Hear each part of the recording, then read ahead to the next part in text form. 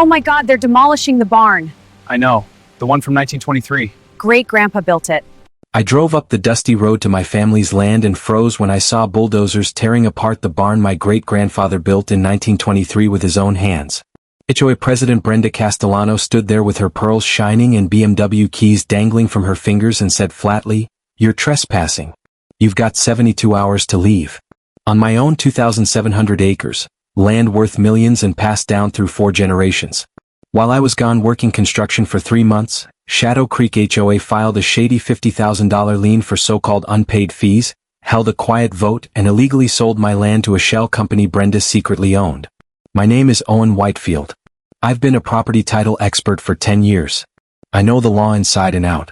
They thought they had stolen my family's legacy. Now I am legally selling their houses, starting with Brenda's and every board member who voted yes, one loophole at a time. If you've got an HOA nightmare, drop it below. And tell me where you're watching from, because I need to explain how this all happened. The Whitefield family has owned this 1,700 acres since 1923, when my great-grandfather Samuel homesteaded it with nothing but grit and a government land grant. Rolling Montana wilderness, clear streams, and enough timber to build half the county. As a kid, I spent my summers in that hand-built barn, breathing in old wood and motor oil while Grandpa Samuel taught me how to fix everything from tractors to property records. "Land is the one thing they can't make more of, son," he used to say, spitting tobacco juice perfectly into the can. When Grandma Estelle died 3 years ago, her last words were simple. "Never let them take our mountain." I still smell her rose garden every time I walk the fence line. This is where it got ugly. In 1995, some flashy developer built Shadow Creek Estates down in the valley below our ranch. Rows of identical McMansions where every lawn looks measured with a ruler. When they formed their HOA, they somehow slipped our century-old homestead into their authority. Was it legally questionable? Absolutely. But Grandma was 87 and tired of fighting City Hall. The HOA demanded $247 a year for beautification of land that was beautiful long before their subdivision existed. I put it on autopay because arguing with bureaucrats gives me heartburn. Then Brenda Castellano showed up. Picture a soccer mom mixed with a mob boss. A 52-year-old former realtor who climbed the HOA ranks by volunteering for every petty committee until she controlled the whole board. Silver hair styled every week. Pearl necklaces worth more than most cars. Driving a BMW with custom plates. The HOA queen. And I wish I were exaggerating. Brenda had a serious problem. She owed $2.3 million to very angry creditors. Bad real estate flips, casino debts, and a lifestyle she couldn't support. She was drowning financially and staring at my land like it was a life raft. Her first strike happened while I was working a bridge job in Denver. A certified letter showed up on my kitchen table, forwarded by my neighbor Jake, who still had my spare key from high school. The envelope felt heavy with threats. Environmental hazard assessment. $50,000. Pay immediately or face emergency remediation. The letter was total fiction. Fake codes, invented violations. Her brother-in-law's law firm name made it look official, but I could smell fraud through the paper.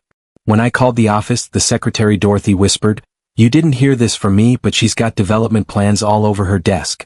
Shopping centers, condos, everything. She keeps saying your mountain will make her rich." That's when it clicked. I'd been quietly researching my mineral rights for years as part of my title work. Conservative estimates put the natural gas under my land at $47 million. Brenda had figured it out too. But what Brenda didn't know was that while she spent 10 years bullying homeowners with fake violations and invented fees, I spent 10 years learning every loophole in Montana property law, every technical rule, every weakness that could be used against her. When your job is helping families fight corrupt developers, you learn that David doesn't beat Goliath with strength. David beats Goliath by reading the fine print Goliath ignored. The morning I returned from Denver and saw those bulldozers ripping apart Samuel's barn, I knew exactly what legal weapons I was about to use. Brenda thought she was stealing from a tired construction worker who would fold.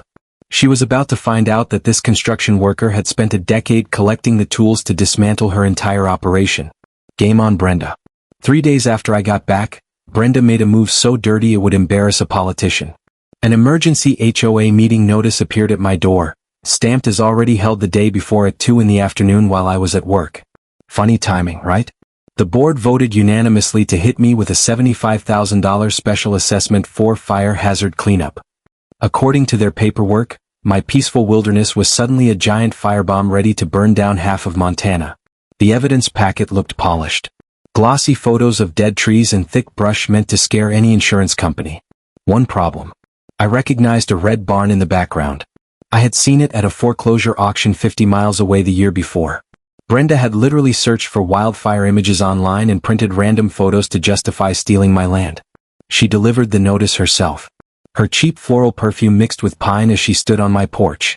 Those pearl necklaces caught the sunlight like armor. Marcus, this is unfortunate, but community safety comes first. $75,000 sounds high, but think of it as protecting everyone's investment. I almost laughed. The nerve was impressive. Brenda, I appreciate the concern. Let me review this with my attorney. Her smile cracked. Attorney Owen, there's no need for lawyers between neighbors. That night, I covered my dining table with documents. Original homestead papers, surveys, and legal cases I'd gathered over the years. Coyotes howled outside while I worked past midnight, checking every detail. My grandfather used to say, the devil lives in the details, but so does your way out if you know where to look. First problem for Brenda. Montana law requires advance notice for emergency meetings. Any assessment over $1,000 needs 14 days written warning. I learned that helping the Rodriguez family fight a similar scam 3 years earlier. Her so-called emergency vote violated state sunshine laws from the start. The second discovery made my heart race. Samuel's 1923 homestead patent carried federal protections meant to stop local interference. The old-timers had planned for this. But the real bombshell came from an environmental study I ordered 2 years ago for insurance. My land wasn't just wilderness. It was home to a protected grizzly bear population. Under federal law, any development there was a criminal offense, carrying massive fines and prison time. I filed formal complaints with Montana's HOA regulatory board the very next morning, then demanded an independent environmental survey funded by HOA money, as state law allows when assessments are challenged. Every action was deliberate, every detail recorded. Brenda struck back within hours. She hired private security to watch my land. 2 guys in a rusted Ford pickup trailed me everywhere with clipboards, acting like I was some kind of ecological criminal. The so-called security team turned out to be Jake Morrison and his cousin Danny, guys I used to play football with in high school. Jake caught me by the barn, smiling like we were planning to skip class. Marcus, this crazy woman is paying us $20 an hour to watch you walk around your own property. She wants reports on your suspicious environmental behavior and everyone you talk to. And what are you reporting? That your land is the cleanest, best-kept wilderness in 3 counties. Hope that works for you.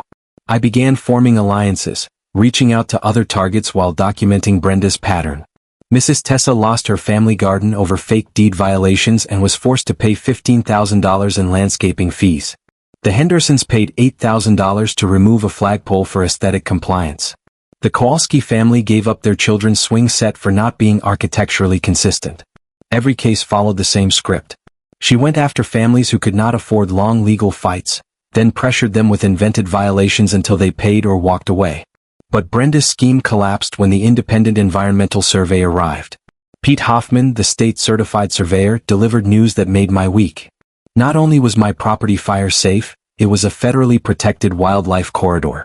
The grizzly habitat status meant any development would trigger automatic federal prosecution. Son, Pete drawled, tobacco juice hitting the dirt with perfect aim.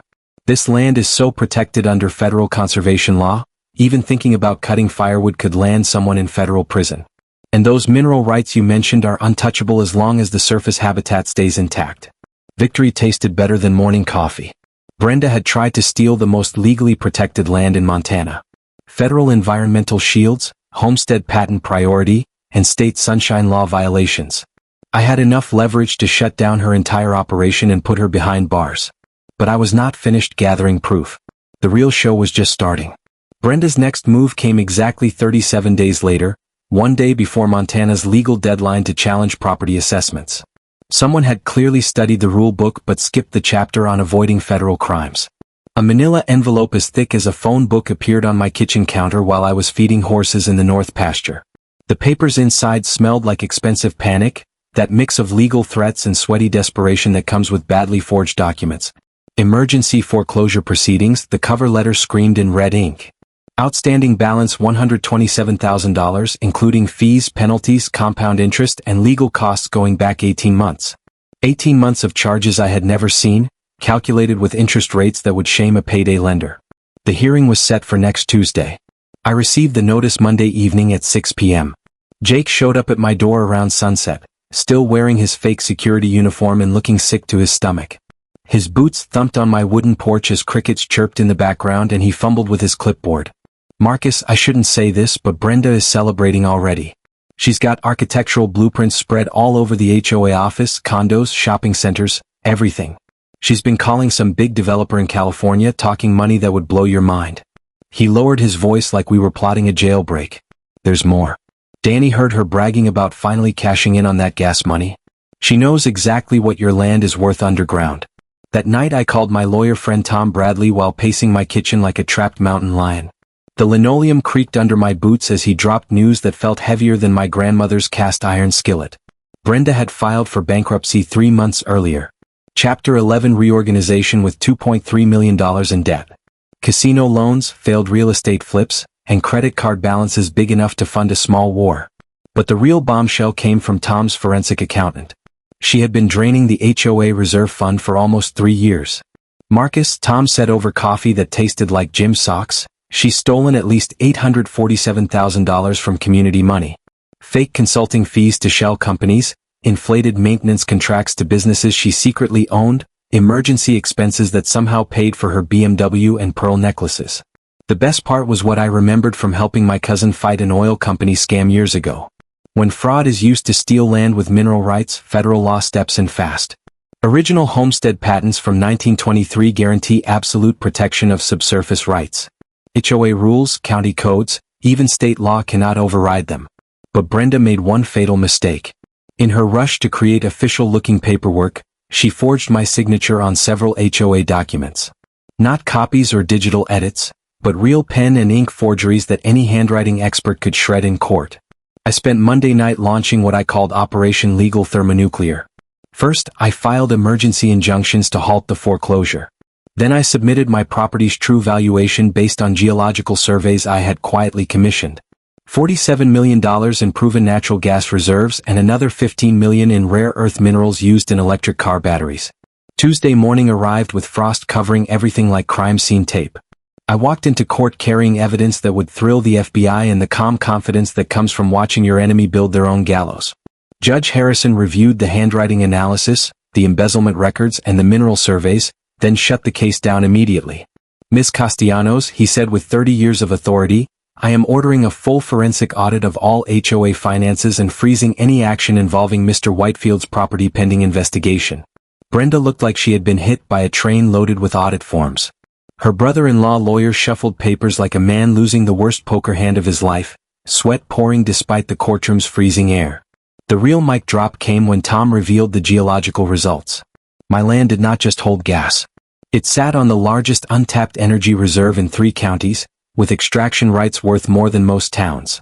As we left the courthouse, autumn leaves crunched under our boots like Brenda's collapsing plans. She had turned simple theft into federal racketeering. She documented her crimes so carefully that prosecutors could frame her paperwork on their walls. It was time to call people with badges and serious faces. May 15th was the day Brenda Castellanos officially lost control. I was replacing fence posts when Jake came flying down my dirt road like his truck was being chased by hornets. Dust exploded behind him, engine screaming, brakes shrieking as he slid to a stop and jumped out waving his phone like he had just filmed a monster. "Marcus, you have to see this." The security video showed Brenda's morning board meeting. She and 3 loyal board members sat in the HOA conference room while everyone else was at work. Thanks to Jake's accidentally placed recording device, every word sounded like a courtroom confession. Motion to sell the Whitefield property for delinquent assessments, Brenda said like she was ordering lunch. All in favor? 4 hands shot up instantly. Motion approved. Sale price $50,000 to Castellanos Development LLC. The documents were already prepared. Signatures dry. County recorder notified. They backdated everything to look legal and filed the sale before noon. By nightfall, bright yellow sold signs had popped up across my land like toxic weeds. I realized what had happened while driving home from town. Those signs were scattered everywhere like a twisted scavenger hunt meant just for me. The sharp smell of fresh paint blended with diesel fumes from survey crews already marking my grandmother's rose garden for destruction. That was the moment I learned what real anger feels like.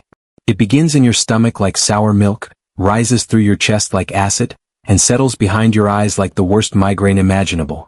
My forensic accountant, Sarah Tessa, called that evening with news that sent my blood pressure into the stratosphere. Her voice carried the barely contained thrill of someone who had just uncovered a gold mine of fraud. Marcus, I followed the money through 3 LLCs, 2 offshore accounts, and a Cayman Island shell company. Brenda has been running this scheme for 4 years, targeting 12 families during their weakest moments, military deployments, medical crises, job transfers, perfect predator timing. She's taken over $2 million in property value through manufactured violations. But Sarah's real revelation made my kitchen table feel like it was tipping over. Brenda owed $3.7 million to an offshore development group tied to organized crime. My land was not her retirement plan. It was collateral for a $12 million loan she had already burned on failed investments. She promised them your mineral rights as security, Sarah said. If she can't deliver, she's facing consequences that make prison look like summer camp. That was when I reached for my nuclear option. I pulled out water rights research I had saved like ammunition, proof that my 1923 homestead controlled 85% of the aquifer supplying Shadow Creek estates. 3 years earlier, I had helped the Patterson family use Montana's prior appropriation doctrine against a mining company trying to steal their water. The rule is simple.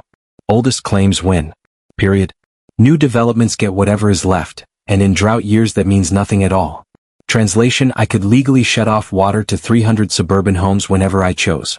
That night, I filed priority water rights claims with the State Bureau and mailed certified letters to every Shadow Creek household explaining their position. The message was precise. Your HOA president illegally sold my property, and your water supply runs through land she no longer controls. My phone started ringing before the mail carrier finished his route.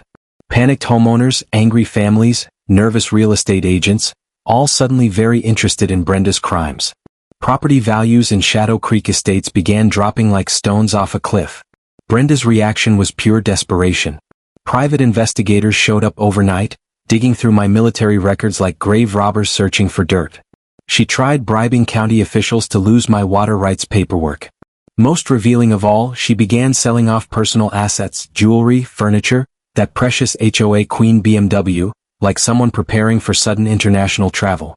Her biggest mistake came Thursday morning when she threatened Sarah Tessa with anonymous calls, promising serious consequences if she kept digging. You know what you never do?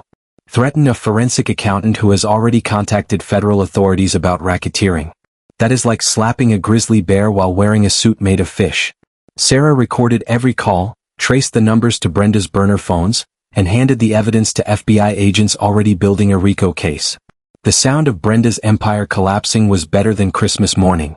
Metal grinding against metal like watching a luxury car crash in slow motion. By Friday afternoon, federal agents with search warrants knocked on her door. The look on her face when she realized her property was being seized as evidence was priceless, like vintage wine mixed with the sweetness of justice finally arriving. But I was not finished yet. The real explosion was still coming. Everything changed the morning my crowbar struck something that was definitely not rotten wood. I was clearing debris from Brenda's demolition attempt when the tool hit metal with a sound like a church bell in a storm. Behind a false wall in Samuel's barn, hidden better than a hunting blind, sat a vintage Mosseler safe that looked strong enough to survive a nuclear winter. The combination was tucked inside my grandmother's Bible in Samuel's handwriting. For the boy who remembers the mountain, 72396. The date we climbed Pikes Peak when I was 12, the day he taught me that land is the only thing worth fighting for. Inside that safe were documents that made my hands shake as if I were holding live explosives. The original 1923 homestead patent signed by President Coolidge himself. Mineral surveys from 1925 when Standard Oil tried its first land grab. And the real Shadow Creek HOA incorporation papers, not the forgeries filed with the county, but the true legal originals from 1995. Here was the truth that flipped everything upside down. When the developer created Shadow Creek Estates, he had tried to include our land using falsified boundaries. But Samuel had been 3 steps ahead, hiring his own surveyor to document the fraud and locking the proof away like a legal time bomb. The real incorporation papers excluded our homestead entirely. 28 years of assessments, violations, and harassment were completely invalid. Buried deeper in those yellowed pages was a clause that made my pulse race like I had found buried treasure. Any property owner whose land predates an HOA by more than 50 years can petition for total dissolution with 60 days notice. I could legally erase the entire Shadow Creek HOA. Every rule, Every fee, every ounce of power they had used to torment families for 3 decades, gone with one filing. My environmental lawyer, Lisa Rodriguez, nearly choked on her coffee when I spread the papers across her desk. The smell of Colombian blend mixed with century-old dust as she studied Samuel's evidence. "Marcus," she whispered, her voice tight with disbelief, "your homestead patent doesn't just predate their incorporation. It carries federal authority that overrides every local ordinance they ever wrote." The mineral rights documents delivered the final blow. Samuel's surveys revealed not just natural gas, but rare earth elements worth another $30 million, lithium, cobalt, and nickel needed for electric cars and solar panels. Federal law protects homestead mineral rights absolutely. Any interference triggers automatic prosecution, and Brenda had just committed the legal equivalent of robbing Fort Knox. But her greed sealed her fate. She had promised my mineral rights as collateral to international criminals for loans she already spent. Fraud involving federally protected resources carries mandatory prison time and total asset forfeiture. That afternoon, I assembled a war council that would make generals proud. FBI Financial Crimes, the Montana Attorney General, my legal team, and evidence strong enough to destroy careers. The conference room smelled of fresh legal pads and the tension of a historic case. "Gentlemen," I said, spreading Samuel's papers like a royal flush at the poker table. "Brenda Castellanos just committed federal mineral rights fraud worth $77 million, RICO violations, and international conspiracy." FBI agent Sarah Manning examined the documents with surgical focus. "Mr. Whitefield, this evidence shows a criminal enterprise targeting federally protected property. We are looking at conspiracy, racketeering, and international money laundering." Lisa smiled like a shark sensing blood. "Marcus, you don't just have the power to stop Brenda. You can dissolve her HOA, seize criminal assets, and recover every stolen dollar for her victims." The taste of total victory mixed with the anticipation of the legal war ahead. It was time to teach Brenda what happens when you steal from the wrong mountain man. Operation Homestead Justice launched at 5 in the morning with coffee strong enough to strip paint and a plan that would make special forces proud. I turned my grandmother's dining room into a war room, covering every surface with legal documents, property maps, and enough evidence to sink a battleship. The scent of fresh ink blended with frying bacon as I mapped out my 3-part counterstrike: legal destruction, financial shutdown, and a physical evidence setup that would expose Brenda without any doubt. Phase 1 was the federal patent strategy. Lisa Rodriguez and I drove to Helena carrying Samuel's original homestead records, walking into the Bureau of Land Management like we were transporting classified secrets. The clerk, an old-timer named Frank, studied the yellowed pages and let out a low whistle. "Son, federal homestead patents come with what we call supreme federal authority," Frank said as he stamped our documents with clear approval. "They override local ordinances, HOA bylaws, and city interference. File this correctly and you can dissolve associations, reclaim mineral rights, and overturn county rulings." The crucial truth every landowner should understand is simple. Federal patents always outrank local power, but only if you submit the correct forms within 60 days of a threat. Phase 2 focused on financial pressure. Sarah Tessa had charted Brenda's money laundering scheme like a digital map, tracking cash through 17 shell companies spread across 3 countries. We prepared coordinated bank freeze orders using the Federal Asset Forfeiture Program, a rarely used rule allowing seizure of any property bought with criminal funds. "RICO forfeiture works backward in time, Marcus," Sarah said while stacking evidence binders. "Every asset purchased with stolen money gets taken and sold to repay victims. Her car, her jewelry, even that absurd pearl collection becomes restitution. This weapon applies to any organized crime, but only with precise documentation proving the money trail." Phase 3 was the physical evidence net. Jake Morrison installed military-grade surveillance across my land, motion cameras disguised as birdhouses, microphones hidden in fence posts, and GPS trackers to record every trespass. "Anyone can buy this equipment from security suppliers." Jake laughed while mounting a camera that looked exactly like a woodpecker nest. "Wireless trail cams with cellular upload and night vision are legal for property defense and admissible in federal court if installed properly." The finishing move was using my water rights.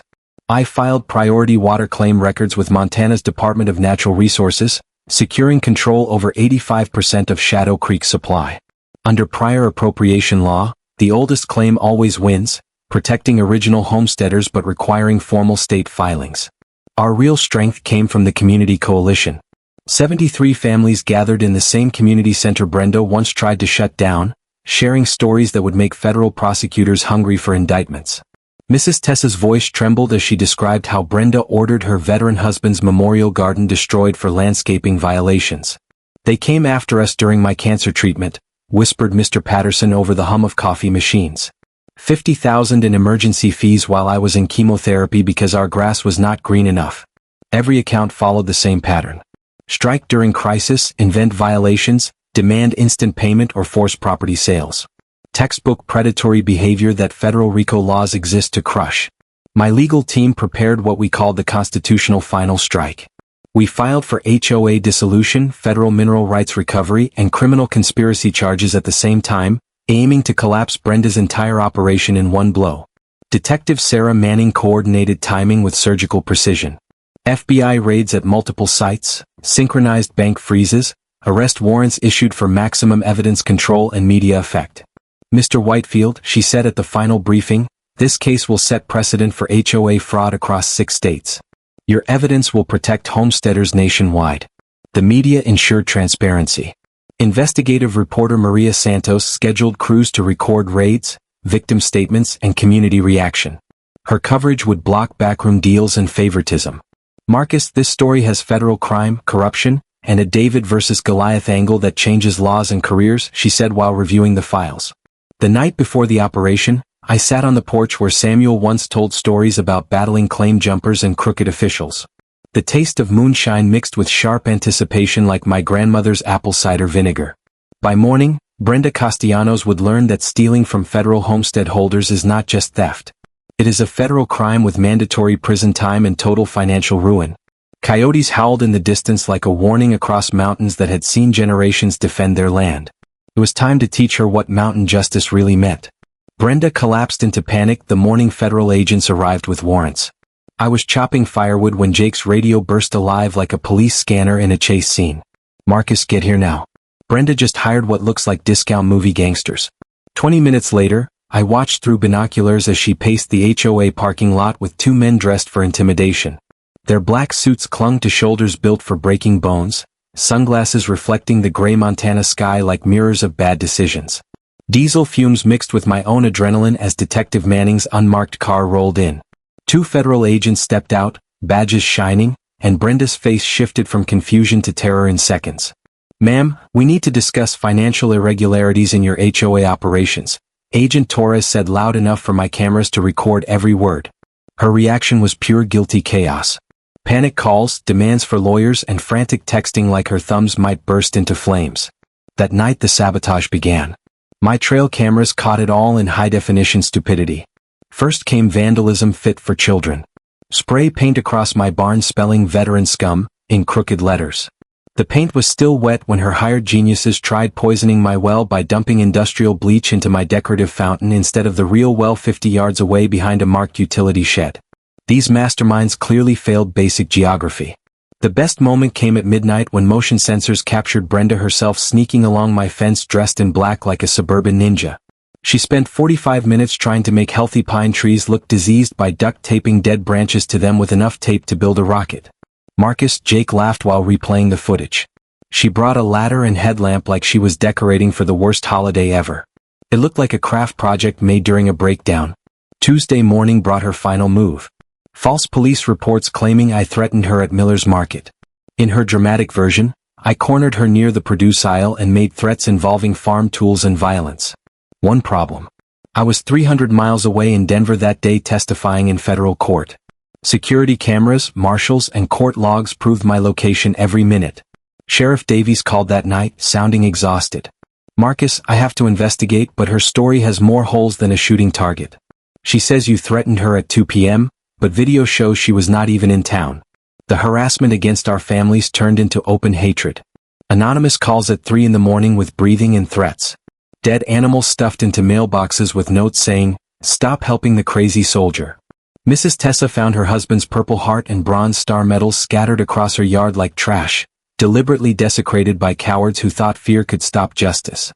She had always acted like someone unhinged, but Brenda crossed into outright madness on Thursday afternoon when she tried to bribe County Assessor Jim Hartley with $25,000 in cash to make my water rights records conveniently vanish.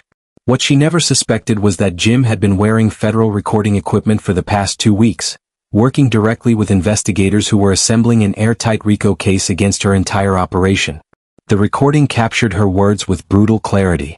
If certain homestead documents were to go missing, and if water rights surveys suffered unfortunate mishaps, would that solve your legal problem? How much would it cost?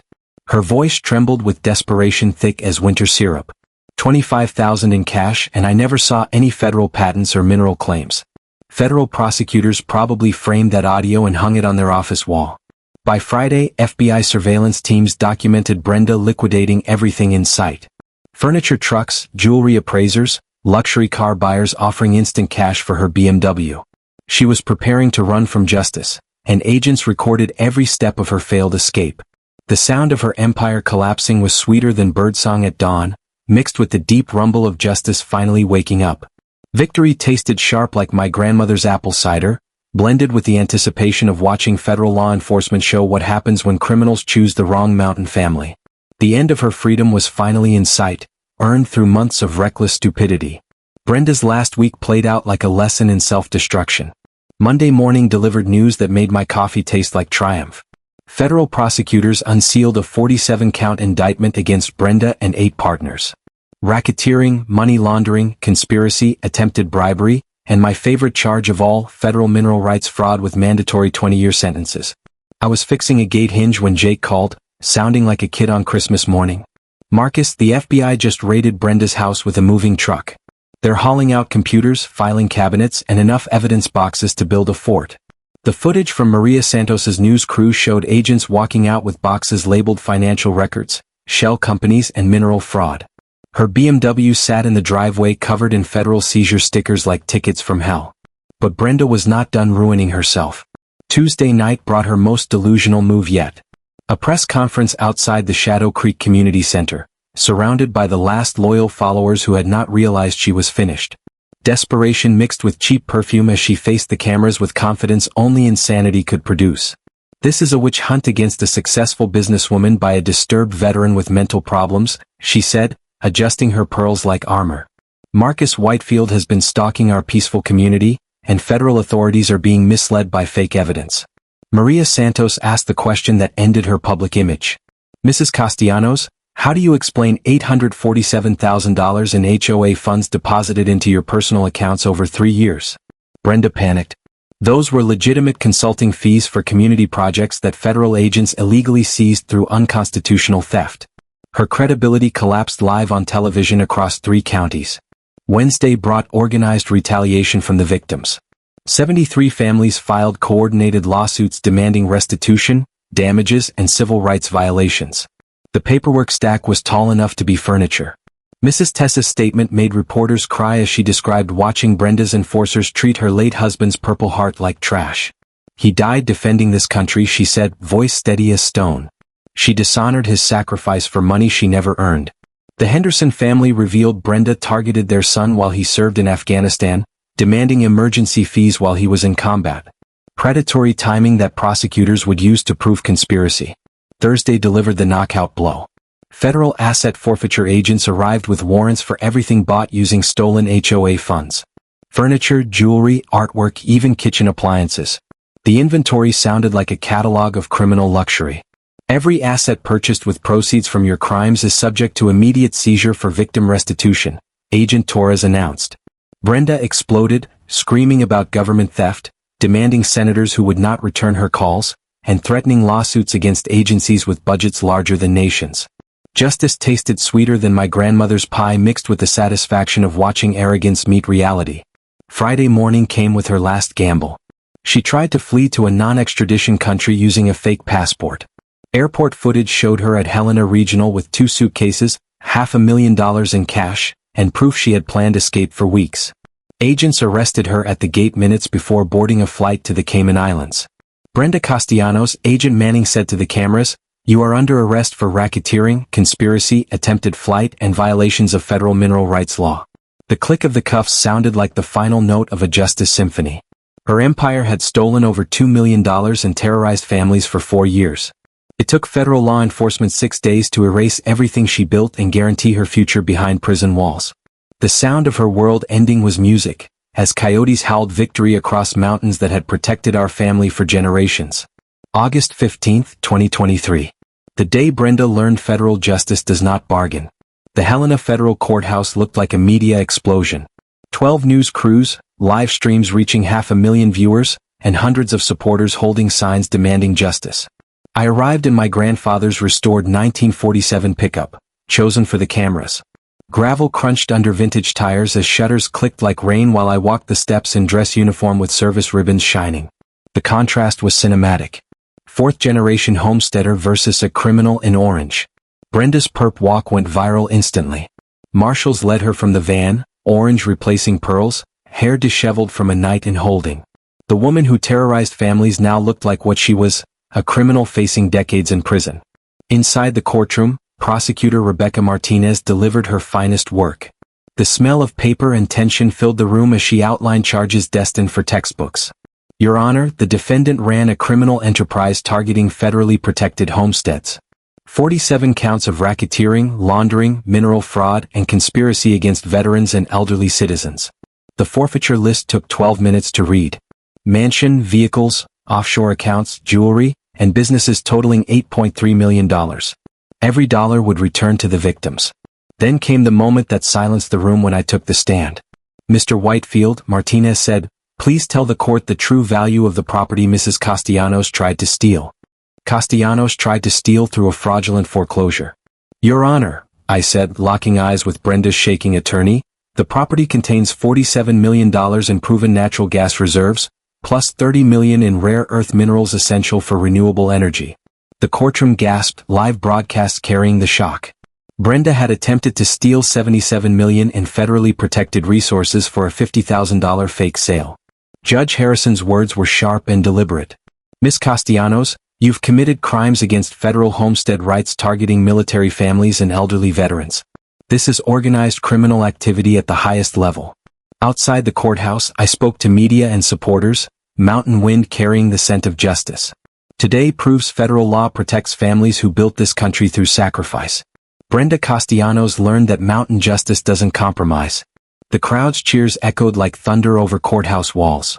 Sheriff Davies announced charges against 3 county officials who took her bribes, including conspiracy and corruption, carrying pension forfeiture and permanent disqualification. State Attorney General Patricia Coleman unveiled the Shadow Creek Act, mandating annual HOA audits, transparency, and federal oversight for associations managing over $1 million. The visual climax came as federal marshals guided reporters through Brenda's seized mansion, documenting luxury items purchased with stolen HOA funds, Persian rugs, crystal chandeliers, artwork exceeding most families' annual income. 73 families marched from courthouse to recovered property with flags and banners reading Homestead Rights Protected. The half-mile procession filmed by news helicopters broadcasting hope nationwide. At the original homestead site, we burned fraudulent sale documents while federal agents ensured legal compliance. Smoke mixed with my grandmother's chimney scent as families reclaimed their stolen properties. Shadow Creek became a national example of property rights enforcement. The final image. Sunset over restored ranch, American flag above the Veteran Rehabilitation Center groundbreaking, families celebrating justice restored. Coyote's evening chorus carried the sense of victory across mountains. Brenda was headed to federal prison, families reclaimed property, and I moved to rebuild what greed had threatened.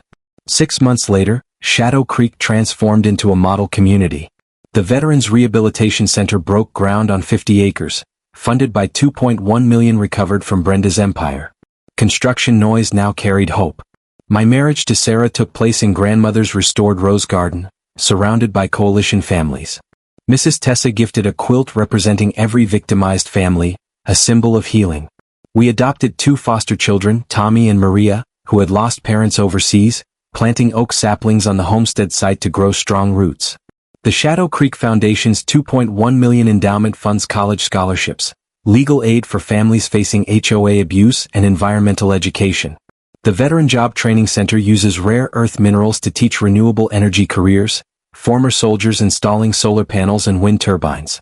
Brenda received 12 years in prison and $15.7 million in restitution. Her co-conspirators got 2 to 8 years and forfeited assets. County officials lost pensions, jobs, and voting rights. The Shadow Creek Act passed unanimously, inspiring similar laws nationwide. Property rights advocacy groups turned our case into training material to prevent federal mineral theft and abusive HOA control. The sweetest victory was personal. My property became a gathering place for annual freedom festivals, veteran support, and safe play areas. The restored barns host coalition meetings, helping 23 communities in 6 states combat HOA abuse. Environmental protection thrived. 50-acre wildlife preserve hosted grizzly bears, with cameras documenting recovery. Tommy developed environmental photography skills. Maria excels in math, planning renewable energy studies. Victory lingered sweet as apple pie, building permanence where greed had tried temporary destruction. People like Brenda rely on paperwork tricks and emergency meetings to overwhelm. But I didn't react emotionally. I built a federal case quietly while she forged signatures. She played checkers with stolen pieces. I played chess with federal law. In HOA battles, there's a moment when bullies realize they've picked the wrong target. Sometimes the best response is letting the system work.